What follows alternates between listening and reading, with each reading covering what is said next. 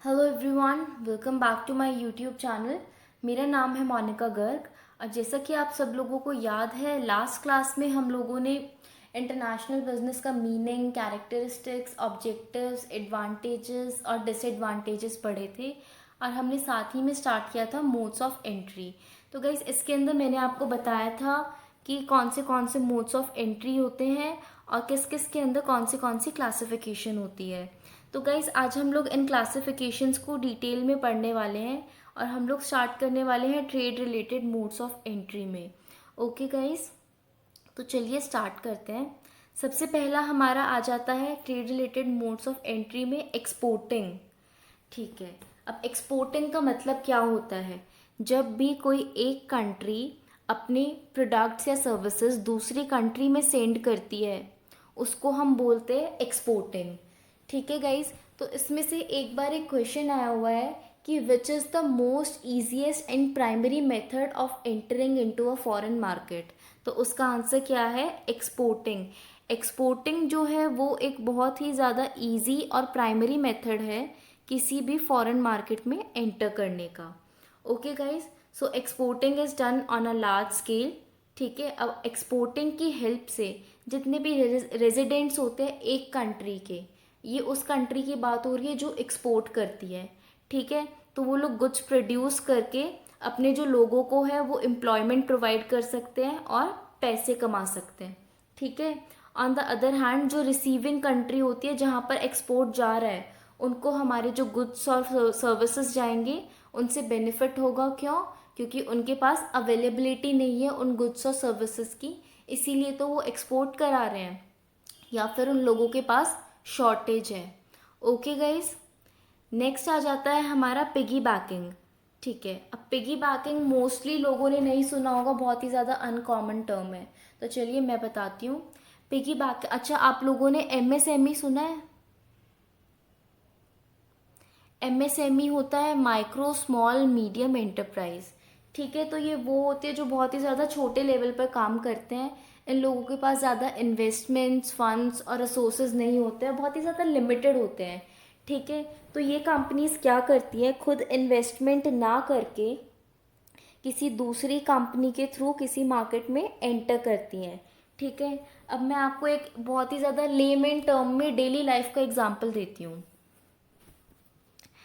Suppose आप north Delhi में रहते हो। ठीक है, और आपको जाना है वहाँ से आगरा। ठीक है, तो फिर आप नॉर्थ दिल्ली से आगरा जाने के लिए बस तो खरीदोगे नहीं, ना कार खरीदोगे स्पेशली। क्यों? क्योंकि आपको पता है आपके पास रिसोर्सेज अवेलेबल है।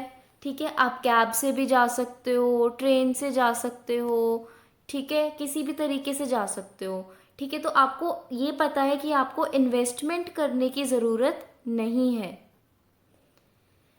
ओके गाइज, तो सिमिलरली पिगी बैकिंग में होता है। पिगी बैकिंग में अब क्या होता है, उसके अंदर दो कंपनीज होती हैं। ठीक है, एक होती है जिसको हम बोलते हैं राइडर, और एक कंपनी होती है जिसको हम बोलते हैं कैरियर। ठीक है, तो जो राइडर होती है वो कैरियर की हेल्प से फॉरेन मार्केट में एंटर करती है। राइडर कौन है? Small company. ठीक है, और कैरियर कौन है? वो कंपनी जिसका ऑलरेडी एस्टैब्लिश्ड डिस्ट्रीब्यूशन चैनल है फॉरेन मार्केट में। ओके गाइस, तो चलिए एक बार अब हम इसको रीड करते हैं।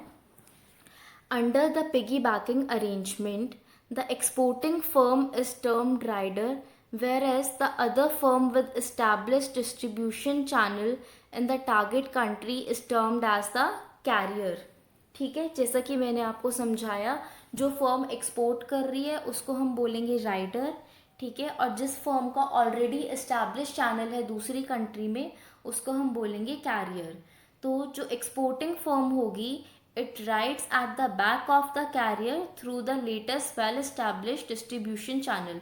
तो जो एक्सपोर्टिंग फर्म होगी वो कैरियर के थ्रू एंटर करेगी मार्केट में जिसका ऑलरेडी इस्टेब्लिश चैनल है, और उसको इमीडिएट एक्सेस मिल जाएगा मार्केट में बहुत ही ज़्यादा कम इन्वेस्टमेंट के साथ। ओके गाइस, समझ में आया पिगी बैकिंग क्या होता है? जब एक छोटी कंपनी, राइडर जिसको हम बोलते हैं, एक इस्टेब्लिश्ड कंपनी की हेल्प से किसी फॉरेन मार्केट में एंटर करती है, उसको हम बोलते हैं पिगी बैकिंग अरेंजमेंट। भूलोगे तो नहीं? ओके, चलो। नेक्स्ट हमारा आता है counter trade.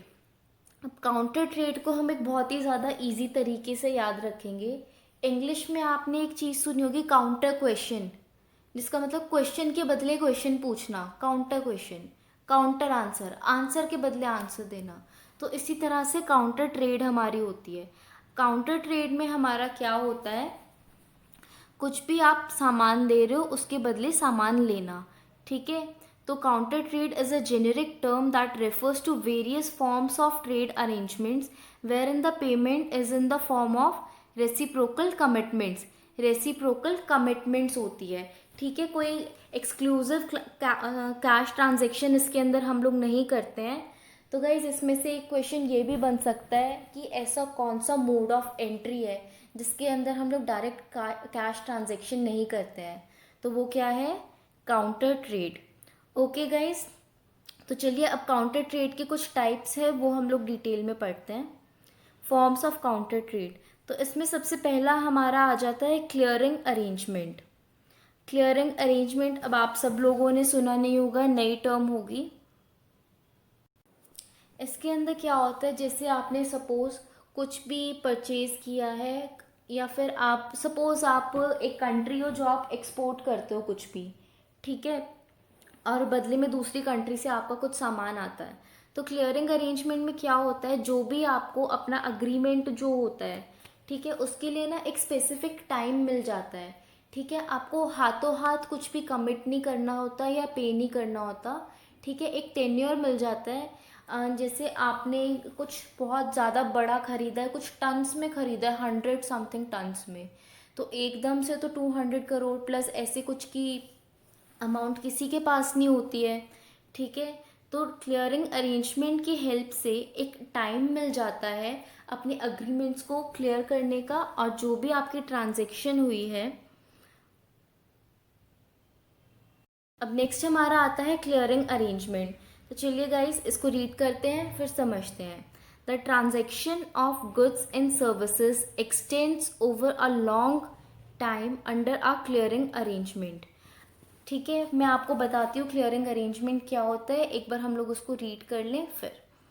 Under such agreements the governments of exporting and importing countries enter into an agreement to purchase the goods and services over an agreed period of time। अब clearing arrangement के अंदर basically क्या होता है, example ले लेते हैं दो कंट्रीज़ का। सपोज इंडिया है और यूके है। तो क्लियरिंग अरेंजमेंट में क्या होता है, इंडिया और यूके के बीच में एक कॉन्ट्रैक्ट होगा, ठीक है, जिसमें जो इंडिया है उसको यूके के गुड्स परचेज करने ही करने होंगे एक स्पेसिफिक पीरियड ऑफ टाइम के लिए, ठीक है। तो ये गवर्नमेंट्स डिसाइड करती हैं इसके अंदर कि क्या टाइम होगा, क्या पॉलिसीज़ होगी, किस हिसाब से पेमेंट्स एंड ऑल होगी। तो इसको हम लोग बोलते हैं क्लियरिंग अरेंजमेंट, ठीक है। तो ये काफ़ी लंबे टाइम तक चलता है और इसके अंदर गुड्स और सर्विसेज दोनों इंक्लूडेड होते हैं। ओके गाइस, नेक्स्ट हमारा आता है स्विच ट्रेडिंग। स्विच ट्रेडिंग में क्या होता है, a third party known as the switch trader is involved in the transaction which facilitates buying of unwanted goods from the importer and making payment either by cash or barter to the exporter। अब इसके अंदर क्या होता है, जैसे suppose country ए है और country B है, ठीक है, दोनों ने आपस में गुड्स इंपोर्ट एक्सपोर्ट करे, ठीक है। अब क्या होता है, जैसे काउंटर ट्रेड में मैंने आपको बताया था लेने का देना होता है। स्विच ट्रेड में क्या होता है, जैसे आपने बी से प्रोडक्ट्स तो खरीद लिए, ठीक है, लेकिन बी को आपकी प्रोडक्ट्स की ज़रूरत नहीं है, ठीक है, तो भी बी आपके प्रोडक्ट्स खरीदेगा और आगे किसी थर्ड पार्टी को बेच देगा जिसको हम बोलेंगे स्विच ट्रेडर, ठीक है। अब फिर चाहे वो बदले में उससे कैश ले, कुछ भी ले, वो बी की सरदर्दी है, ठीक है गाइस, समझ में आया स्विच ट्रेडिंग क्या होता है। जब दो जो कंपनीज या कंट्रीज कुछ भी लगा लो आपस में ट्रेड कर रहे हैं, ठीक है, ए और बी, ठीक है, तो ए जो है उसने बी से प्रोडक्ट्स खरीद लिए, लेकिन बी को ए के प्रोडक्ट्स की ज़रूरत नहीं है, लेकिन बी फिर भी ए के प्रोडक्ट्स खरीदेगा और एक थर्ड पर्सन को सेल कर देगा जिसको हम बोलेंगे स्विच ट्रेडर। ठीक है, उसके बाद फिर चाहे वो स्विच ट्रेडर से पेमेंट कैश में ले, बार्टर में ले, वो बी की मर्जी है। ओके गाइस, नेक्स्ट हमारा आता है काउंटर परचेज। काउंटर परचेज के अंदर क्या होता है? It involves two separate transactions payable in hard currency, each with its own cash value. Brazil has long been exporting vehicles, steel and farm products to oil producing countries from which it buys oil in return. अब इसके अंदर क्या होता है? Example चलो Brazil का ही ले लेते हैं हम लोग। ठीक है, जैसे ब्राज़ील है और इराक है। ठीक है, तो ब्राज़ील क्या करता है? इराक, ईरान, इन सबको अपने जो स्टील होता है और ऑटोमोबाइल के पार्ट्स वगैरह होते हैं वो सब बेचता है, और बदले में इराक से या ईरान से क्या खरीदता है? ऑयल। ठीक है, लेकिन जो करेंसी की वैल्यू रहती है वो सेम रहती है। ब्राज़ील अपनी करेंसी पे बेचेगा, इराक अपनी करेंसी पे बेचेगा। ठीक है, इसमें कोई डिस्काउंट नहीं होता है कि हम लोग आपस में ख़रीद रहे हैं तो डिस्काउंट दोगे या करेंसी का कुछ फ़र्क होगा। इसमें बार्टर नहीं बोल सकते हम इसको, बस ये है। इसको हम काउंटर परचेज इसीलिए बोलते हैं क्योंकि इसमें हम लोग सामान के बदले सामान खरीद रहे हैं। ठीक है, ब्राज़ील क्या खरीद रहा है? ऑयल खरीद रहा है। ठीक है, इराक, ईरान क्या खरीद रहा है?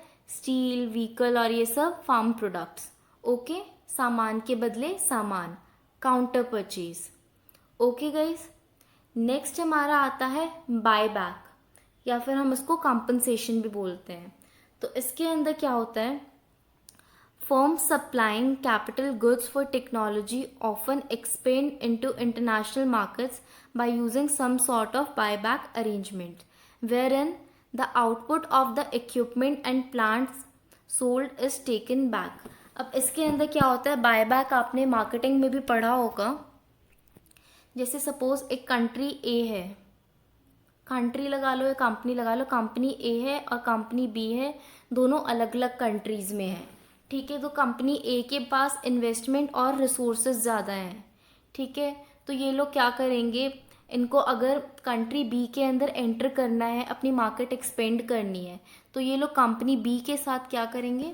एक कॉन्ट्रैक्ट करेंगे। उसके अंदर ये लोग प्लांट, मशीनरी, रिसोर्सेज जो कुछ भी होगा कंपनी बी के अंदर इंस्टॉल कराएंगे। ये है country A and company A, ये है country B and company B. तो कंट्री ए की कंपनी ए जब कंट्री बी की कंपनी बी के अंदर अपनी प्लांट्स और मशीनरी इंस्टॉल कराएगी, ठीक है, तो कंपनी बी तो कुछ कर नहीं रही है, उनका तो कोई ना इन्वेस्टमेंट लग रहा है ना कोई कॉस्ट लग रही है, ऊपर से उनको फ्री में मशीनरी और मिल रही है। तो ऐसे थोड़े होता है। तो क्या होगा? तो जो कंट्री बी की कंपनी बी होगी वो बदले में मैन्युफैक्चर्ड गुड्स देंगी। ठीक है, किसको? कंपनी ए को। ठीक है, तो जैसा कि यहाँ पर लिखा हुआ है, this facilitates firms from low income countries to arrange considerable finances for their projects. ठीक है, thus buyback is used as an effective marketing tool for equipment manufacturing firms to expand into low income countries। ठीक है guys, तो जो country गरीब है, जहाँ पर ज़्यादा रिसोर्सेज या इनकम नहीं है, वहाँ पर आप लोग इजीली इन्वेस्ट कर सकते हो और बदले में मैन्युफैक्चर्ड गुड्स लेके उनको सेल कर सकते हो। उसको हम बोलते हैं बाय बैक। नेक्स्ट हमारा आता है ऑफसेट। ऑफसेट के अंदर क्या होता है?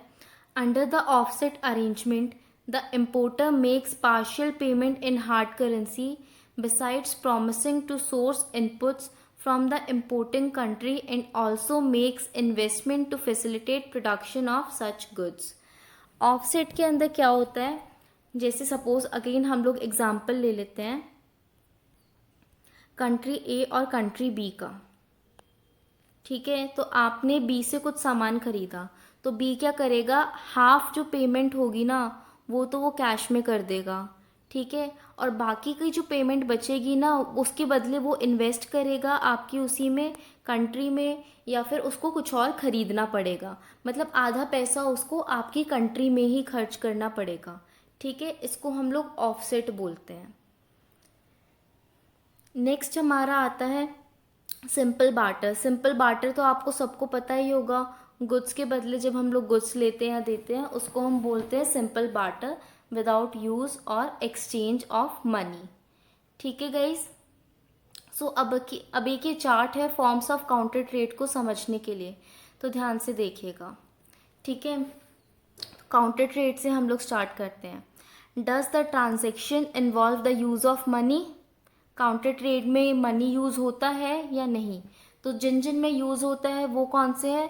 Counter purchase, buy back and offset. मैंने आपको बताया था ना, ऑफसेट में हम लोग हाफ पेमेंट कर देते हैं। ठीक है, बाय बैक में हम लोग खरीद लेते हैं, काउंटर परचेज में सामान के बदले सामान, ब्राज़ील और इराक वाला एग्जाम्पल जो दिया था। ठीक है, नेक्स्ट है reciprocal commitment limited to purchase of goods, yes और नो। नो में क्या है? ऑफसेट। ऑफसेट में बदले में हम कोई रेसिप्रोकल कमिटमेंट नहीं करते। क्यों? आधी पेमेंट हार्ड कैश में होती है और आधी इन्वेस्टमेंट में। ठीक है, रेसिप्रोकल कमिटमेंट किस में होती है? बाय बैक और काउंटर परचेज में। ठीक है, बताया था। नेक्स्ट है are the goods taken back by the exporter the resultant output of the equipment sold. तो ये किस में होता है? बाय बैक और काउंटर परचेज में। बताया था ना मैंने कि इसमें जो एक्सपोर्टर होता है वो अपने गुड्स वापस ले लेता है एक बार आपके यहाँ पे मशीनरी मैन्युफैक्चर करके, या फिर काउंटर परचेज में जैसे बताया था कि आपके ऑलरेडी मैन्युफैक्चर्ड गुड्स ले लेता है। ओके गाइज, अब नो वाले में आ जाते हैं। बार्टर। बार्टर के अंदर कोई कैश इन्वॉल्व नहीं होता, बताया था। नेक्स्ट है does the transaction extend over long time period and involve a basket of goods. तो ये किसके अंदर होता है? क्लियरिंग अरेंजमेंट में। बताया था ना, लॉन्ग टाइम के लिए होता है। ठीक है, और थर्ड पार्टी इन्वॉल्व किस में बताओ जल्दी से? स्विच ट्रेडिंग में एंड क्लियरिंग अरेंजमेंट में। स्विच ट्रेडिंग में थर्ड पार्टी कौन है? स्विच ट्रेडर, जो कि आपका सामान खरीदता है जिसकी उसको ज़रूरत है लेकिन आपको नहीं। क्लियरिंग अरेंजमेंट में कौन होता है? गवर्नमेंट होती है थर्ड पार्टी। अब नेक्स्ट और लास्ट हमारा आ जाता है ई मोड्स ऑफ बिजनेस एक्सपेंशन। इसके अंदर क्या होता है? हम लोग ई मेथड्स यूज़ करते हैं, जैसे कि आपकी ऑनलाइन मार्केटिंग वगैरह, ये सब लगा लो, इसके अंदर आता है। तो use of information and communication technology has rapidly grown over the recent years for expanding business internationally. The advent of the internet and its widespread applications have provided tremendous opportunities for rapid global expansion. So guys, जैसा कि मैंने आपको बताया कि IT की help से बहुत सारे बिजनेसेस एक्सपेंड कर रहे हैं। ठीक है, अपना स्ट्रक्चर बना पा रहे हैं। अब एक एग्जांपल ले लो टिकटॉक का। टिकटॉक आज के टाइम पे पूरे वर्ल्ड में फेमस है। कैसे? ई बिजनेस के थ्रू ही। ठीक है, एक और एग्जांपल ले लेते हैं डेल का। अब डेल की स्पेशलिटी आप सबको पता होगी कि वो लोग स्पेशलाइज्ड लैपटॉप्स बेचते हैं। ठीक है, तो वो लोग क्या करते हैं, पहले से प्रोड्यूस करके नहीं रखते, जैसे ही ऑर्डर आता है उसके अकॉर्डिंगली प्रोड्यूस करते हैं। तो इससे उनको कुछ फोरकास्ट करने की ज़रूरत नहीं पड़ती और उनकी जो एफिशिएंसी होती है वो स्मूथ रहती है। ठीक है गाइस, तो ये था हमारा trade related modes of entry. I hope आप सबको ये समझ में आया होगा। नेक्स्ट क्लास में हम लोग कॉन्ट्रैक्चुअल मोड्स ऑफ एंट्री करेंगे। So guys, please stay connected, stay tuned. Thank you for watching guys.